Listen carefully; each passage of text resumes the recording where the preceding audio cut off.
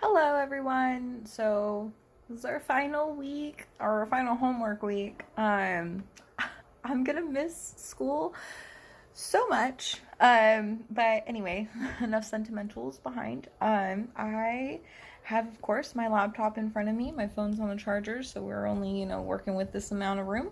Um, for the article and talking about safe places, I did want to talk about Charlotte and Wilbert's friendship. And the way that the female character, reading the article was very insightful. I didn't understand what this question meant until I read the article and it explained it in a way that made more sense, I guess, to me. Um, but they definitely, how she became like a mother mentor to him, um, and how she kind of prepared him for death and prepared him for her death, and just like being very blunt about, life and life's sometimes tricky and painful. So I think that's how she created a safe place. I mean, obviously, like the obvious, where she, special pig and put different words up there. And so, like, I do think that that's how she as well maintained a safe place for him. Um, yeah, and then how it changed over time. At first it was to teach him how to buck up, and then it's turned into more of like a mother role. Um, and then her message about how people live their lives. I thought it was funny how they just walked back and forth way too fast, and it took them, I think, 8 years to build a bridge, and she would starve by that point. And that humans just need to slow down, turn upside down, and let all the blood rush to their head because that's how they think better. Um, I also I honestly don't know why the attention went to Wilbur instead of Charlotte. That really confused me because I mean the spider's the one writing the messages above the pig. Like it's not like Wilbert's writing something. So I didn't quite get that, but I mean in there he's like, well, it says in the spider web it's the pigs. I'm like, oh, this is a child's book, I guess. And then definitely time played, and like the cycle of time played an important part. Life goes on, life happens, and that's important too. They're another way that it played a part is how they're waiting for Christmas and they had to do stuff. They had certain time limits, and then, but I think that kind of like build up the point to when she dies. Um, so yeah, this was like a really impactful book. I think that it's still a classic, due to the fact that it is really realistic. It's very raw, and it doesn't like conceal it with a mystery story. I do enjoy how the animals always act like that. Like we change with culture and time, even the words change, but like the geese will gander, the pigs will roll, the geese, yeah, the animals will do what they do, and yeah. So I thought that was really interesting to think about it in that way, though, how it's a book that has stood the test of time for so long. I definitely enjoyed it.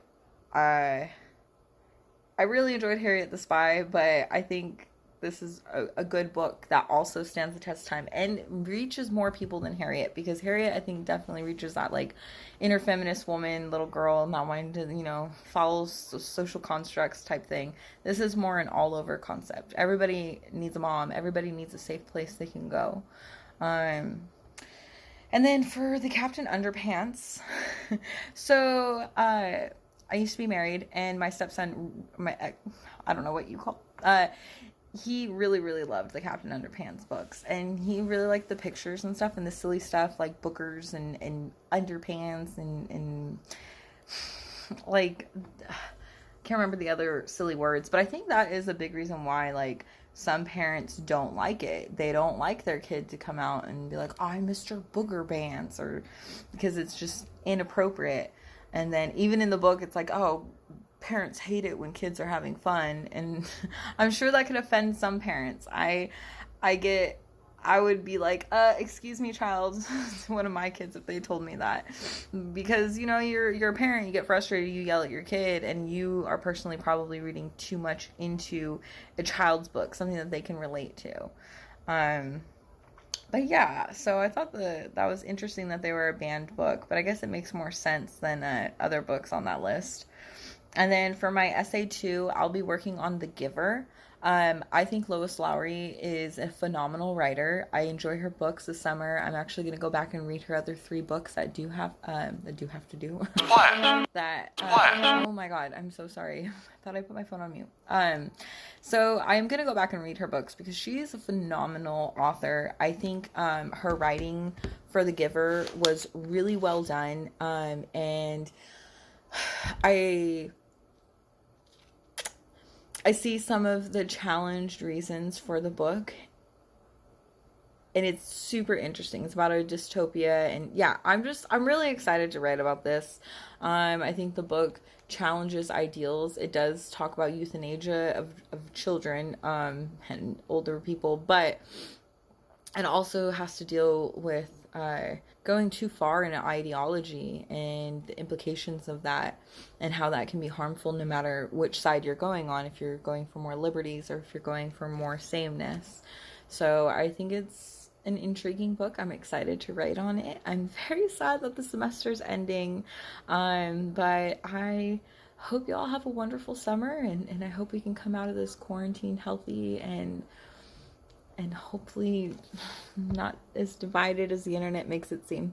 So, yeah, have a wonderful summer, you guys. Thank you so much for this course. This is wonderful. This has opened me up so much. I mean to make this an exit video, but it kind of is. This class really has made a lot of changes in my life for the positive. I will definitely be reading a lot more. So, thank you. Have a good summer.